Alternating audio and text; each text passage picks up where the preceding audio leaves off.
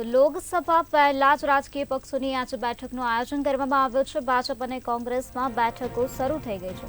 કોંગ્રેસ પ્રભારી 2 દિવસના ગુજરાતના પ્રવાસે છે, ત્યારે પ્રભારીની ધારાસભ્યો અને ઇન્ચાર્જ સાથે બેઠક યોજાવાની છે।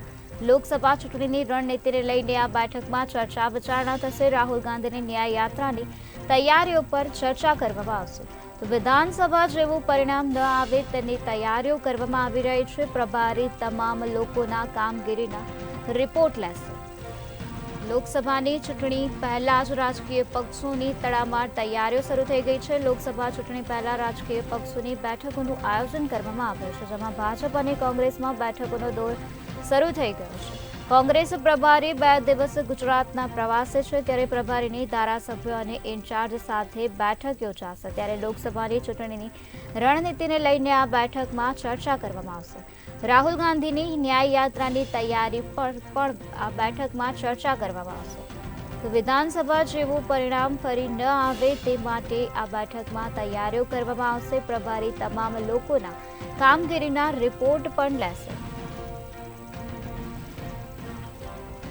આજ મુદ્દે વધુ માહિતી આપવા માટે આપણી સાથે સંવાદદાતા મેહુલ દુધરેજિયા જોડાઈ ગયા છે। જે મેહુલ, લોકસભાની ચૂંટણી પહેલા જ રાજકીય પક્ષોની બેઠકોનો દોર શરૂ થઈ ગયો છે, તે વિશે શું છે વધુ વિગત? જે પ્રમાણે રાજકીય પક્ષોની જે બેઠક અને ચિંતન શિબિર અત્યારે શરૂ થઈ ગઈ છે, ભાજપની અંદર જે ભાજપને અને કમલમ ખાતે એક મહત્વપૂર્ણ બેઠક શરૂ થઈ છે। કોંગ્રેસની અંદર પણ એક મહત્વપૂર્ણ બેઠક છે તે શરૂ થઈ છે। કોંગ્રેસના પ્રભારી મુકુલ વાસનિક છે તે છેલ્લા 2 દિવસથી ગુજરાતના પ્રવાસે છે। આ પ્રવાસ દરમિયાન તેઓ અલગ અલગ જે નેતાઓ છે, કાર્યકર્તા તેમજ હોદ્દેદારો છે તેઓની સાથે ગઈકાલે પણ મુલાકાત કરી હતી। અને મુલાકાત દરમિયાન પણ લોકસભા ઇલેક્શન જે આગામી આવી રહ્યું છે તેને લઈને ચર્ચા કરવામાં આવી હતી। આ જે બીજા દિવસની જે બેઠક જે છે, આ બેઠક પણ એટલી જ મહત્વપૂર્ણ છે, કારણ કે જે પ્રમાણે ઇન્ચાર્જને તમામ જે ગુજરાતના ઇન્ચાર્જ છે જેઓને જવાબદારી સોંપવામાં આવી છે, અને સાથે જ જે ધારાસભ્યો છે જીતેલા તેમજ જે હારેલા ધારાસભ્યો છે તેઓની પણ એક જે બેઠક છે તેની અંદર સામેલ કરવામાં આવે છે। અને સાથે જ લોકસભા ઇલેક્શન અને સારી રીતે જે કોંગ્રેસ જે લોકો સુધી પહોંચે અને સાથે જ લોકસભાનું સારું પરિણામ આવે તે માટેની જે તડામાર તૈયારીઓ પણ કરવામાં આવી છે। આ સાથે જ ઇમ્ફાલથી શરૂ થવાની જે એટલે મણિપુરથી શરૂ થનારી જે મહારાષ્ટ્ર સુધીની જે ભારત ન્યાય યાત્રા છે, જે રાહુલ ગાંધી લીડ કરવાના છે, તે જે યાત્રા છે તે પણ ગુજરાતની અંદર આવવાની છે। ત્યારે ગુજરાતની અંદર પણ જે તૈયારી છે તેના રૂટ છે તે અંગેની પણ જે ચર્ચા છે તે આ બેઠક છે તેની અંદર કરવામાં આવી રહી છે।